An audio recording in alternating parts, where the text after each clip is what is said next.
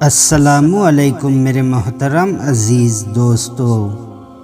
تفسیر ابن کثیر میں حافظ ابن کثیر رحمۃ اللہ علیہ نے قرآن پاک کی سورۃ نساء کی ایک آیت کی تفسیر میں ایک عجیب و غریب واقعہ بیان کیا ہے۔ یہ قصہ کچھ اس طرح سے ہے کہ ایک گاؤں میں ایک حاملہ عورت تھی۔ حاملہ عورت نے جب ایک لڑکی کو جنم دیا تو اس عورت نے اپنے ایک غلام کو کہا کہ کہیں سے آگ تلاش کر کے لے آؤ۔ وہ غلام جب آگ کی تلاش میں باہر نکلا تو اس نے دروازے پر ایک شخص کو پایا۔ اس شخص نے غلام سے پوچھا کہ کیا بیٹا پیدا ہوا ہے یا پھر بیٹی پیدا ہوئی ہے۔ غلام نے کہا کہ بیٹی پیدا ہوئی ہے۔ اس شخص نے غلام کو آگاہ کیا کہ یہ لڑکی 100 آدمیوں کے ساتھ بدکاری کریں گی اور 125 آدمیوں سے زنا کے بعد اس سے پیدا ہونے والے لڑکی کی شادی تمہارے ساتھ ہوں گی، یعنی اپنی ماں کے غلام کے ساتھ ہوں گی، اور ہاں، شادی کے بعد اس عورت کی موت کا باعث ایک مکڑی ہوں گی۔ غلام اس شخص کی بات سن کر بہت پریشان ہوا۔ غلام نے سوچا کہ میں یہ بات آج ہی ختم کر دوں گا۔ اس غلام نے ایک تیز چھری لی اور پیدا ہونے والی لڑکی کے پیٹ کو چیر دیا۔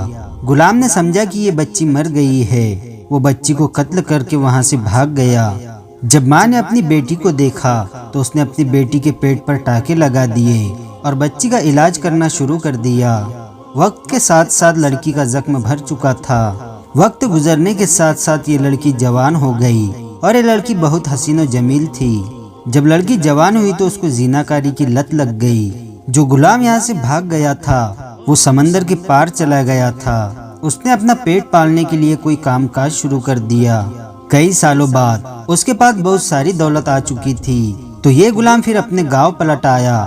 یہ غلام ایک بڑھیا سے ملا۔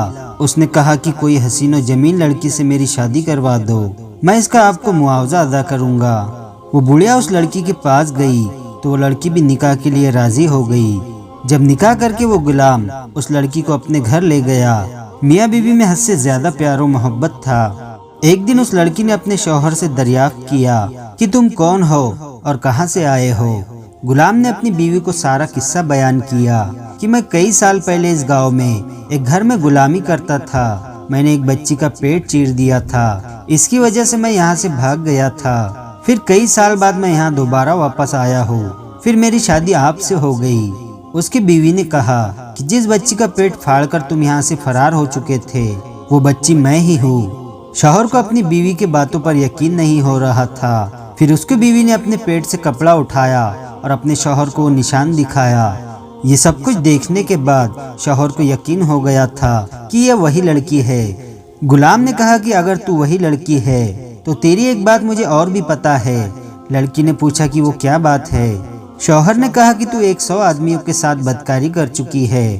اس لڑکی نے کہا کہ تم سچ کہہ رہے ہو کہ میں بہت سے آدمیوں سے بدکاری کر چکی ہوں۔ شوہر نے کہا کہ مجھے تیری ایک اور بات کا علم ہے کہ تیری موت کا سبب ایک مکڑی بنے گی۔ شوہر کہنے لگا کہ مجھے تم سے بے پناہ محبت ہے، اس وجہ سے میں تم نے کیے ہوئے سارے زنا معاف کر رہا ہوں، لیکن میں اب چاہتا ہوں کہ تمہاری موت نہ ہو۔ میں تمہارے لیے ایک خوبصورت سا محل تیار کروا دیتا ہوں۔ تم اس محل میں ہی آرام سے زندگی بسر کرنا تاکہ کیڑے مکوڑے وہاں تک نہ پہنچ سکے۔ شوہر نے ایک خوبصورت سا محل تیار کیا، ایسا خوبصورت محل کہ جس کے کمرے میں مکڑی جانے کا سوال ہی پیدا نہ ہو۔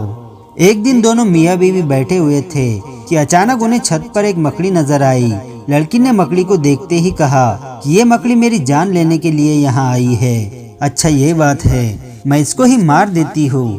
بیوی نے اپنے غلاموں کو حکم دیا کہ اس مکڑی کو زندہ پکڑ کر میرے پاس لایا جائے۔ غلاموں نے مکڑی کو پکڑا اور لڑکی کے سامنے پیش کر دیا۔ اس لڑکی نے اس مکڑی کو اپنے پاؤں کے تلے مسل کر مار دیا۔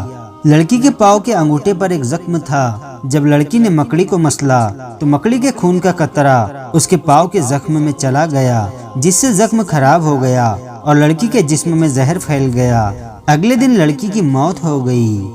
تو دوستو، اس کہانی سے ہمیں سیکھنے کو ملا کہ انسان اپنی تقدیر کو بدل نہیں سکتا اس وقت تک کہ جب تک اللہ نہ چاہے۔